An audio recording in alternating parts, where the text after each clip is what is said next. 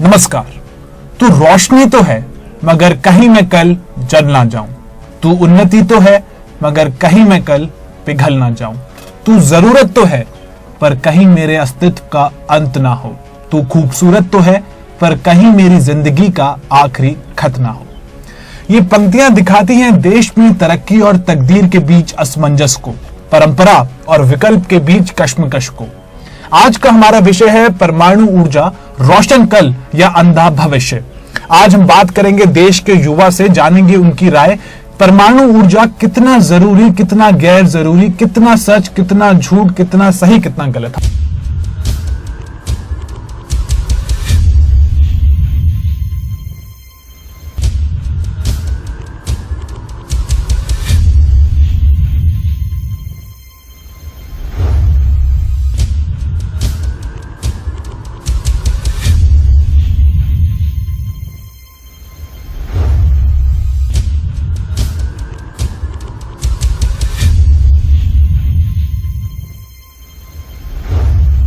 हमारे साथ एक बहुत स्पेशल पैनल है। हमारे साथ है कात्यायनी सिंह और हमारे साथ है आशीष सोनिक।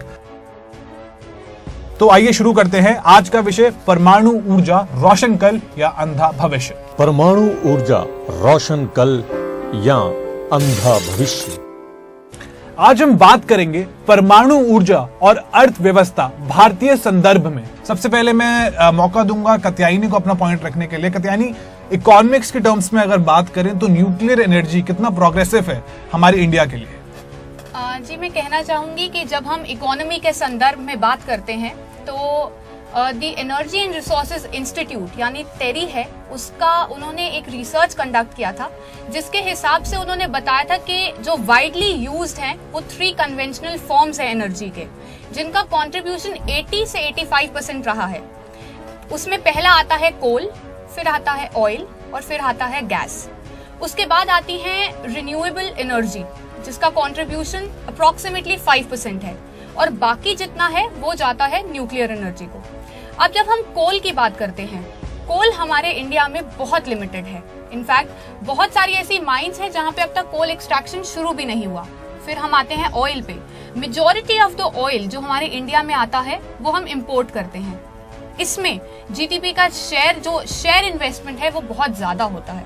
सो यही मैं कहना चाहूंगी इकोनॉमी के संदर्भ में। इकोनॉमिक्स के टर्म्स में आप क्या कहेंगे?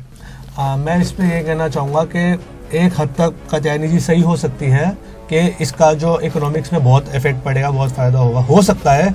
लेकिन कात्यायनी जी ये बात भूल रही है कि हमारे जो देश के एक बेस इकोनॉमी है, जो बेस हमारे देश का, वो एग्रीकल्चर पर टिका है।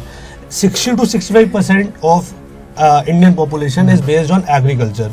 तो उसके कॉस्ट पे, एग्रीकल्चर को रूइन करने के कॉस्ट पे अगर हम एक सेटअप लगाएंगे, एक न्यूक्लियर सेटअप लगाएंगे बड़ा सा, तो हमें बहुत ज़्यादा लैंड की ज़रूरत पड़ेगी, उसके लिए बहुत अच्छा इंफ्रास्ट्रक्चर की ज़रूरत पड़ेगी। तो उसके लिए जो फार्मर्स हैं जिनकी वो लैंड है एक्चुअली, उनके लिए गवर्नमेंट ने कोई कंपनसेशन पॉलिसी निकाली है, कोई एक्वायरेशन पॉलिसी निकाली है। हमारे पास यमुना एक्सप्रेसवे का केस है, हमारे पास बतेरे ऐसे केसेस हैं जिनमें अब तक हमें गवर्नमेंट के पास कोई हार्डकोर एक्वायरेशन नहीं दिया जिन किसानों के पास जिनकी लैंड को एक्वायर किया गया गवर्नमेंट पर्पस के लिए।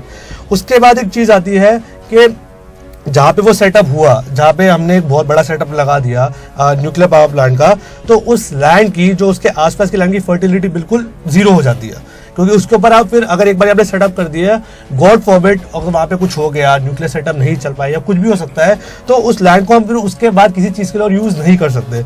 वो एरिया ऐसा होगा कि वहाँ पे न्यूक्लियर रिएक्शन हुए, कुछ हुआ, तो एरिया कहीं ना रहने के लिए सेफ रहेगा, ना प्रोडक्शन के लिए सेफ रहेगा।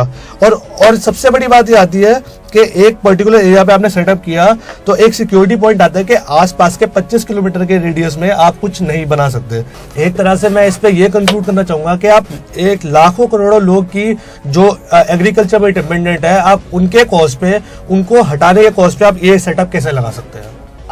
जैसा कि मैं इनकी बात से समझ पाई हूँ, मेरे ख्याल से ये कहना चाह रहे हैं कि शायद एम्प्लॉयमेंट अपॉर्चुनिटी जो है वो काफी हद तक खत्म हो जाएगी।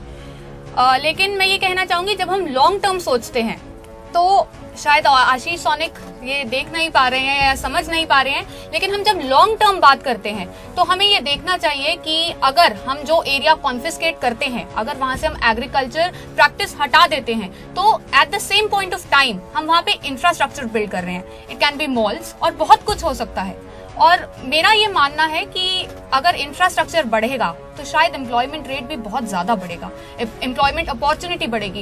एंड मेरे को जहां तक लगता है जितना एक फैमिली जो एग्रीकल्चर प्रैक्टिस करती है, जितना वो एग्रीकल्चर से अपना इनकम निकाल सकती है, इंफ्रास्ट्रक्चर एक अच्छे वेल सेटल्ड इंफ्रास्ट्रक्चर के आ जाने से उनकी इनकम शायद ज्यादा हो जाए।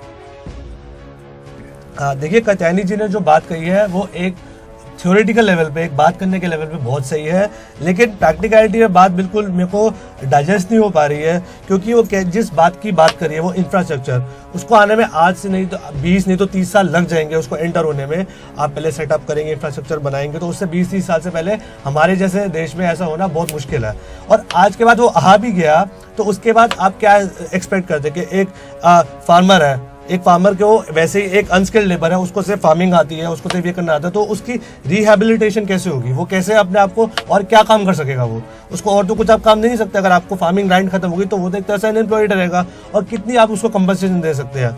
आज की डेट में आपके पास बतेरे एग्जाम्पल्स है। आपके पास यमुना एक्सप्रेसवे का एग्जाम्पल है, भट्टा पशुओं का एग्जाम्पल है, उनको आज तक अपनी कंपनसेशन नहीं मिली है। तो आप जो प्रेजेंट केसेस है उसमें इतनी आप तरक्की नहीं कर पा रहे, तो फ्यूचर केसेस में आप कैसे ऐसे कह सकते हैं? तो ये तो बात हुई इकोनॉमिक्स की, न्यूक्लियर एनर्जी की और इंडियन कॉन्टेक्स्ट की। हमने जाना कि किस तरह से अगर इंडिया की विजन है 2015 तक ग्लोबल पावर बनने की, तो उसमें न्यूक्लियर एनर्जी का कितना बड़ा कंट्रीब्यूशन है। साथ ही हमने ये भी जाना कि जो 60 to 65% ऑफ द पॉपुलेशन है जो डायरेक्टली इन्वॉल्व है, जिसकी अर्निंग का जो सोर्स है वो सिर्फ और सिर्फ एग्रीकल्चर है, क्या हम उसको सैक्रिफाइस कर सकते हैं? तो आज हमने बात की परमाणु ऊर्जा पर।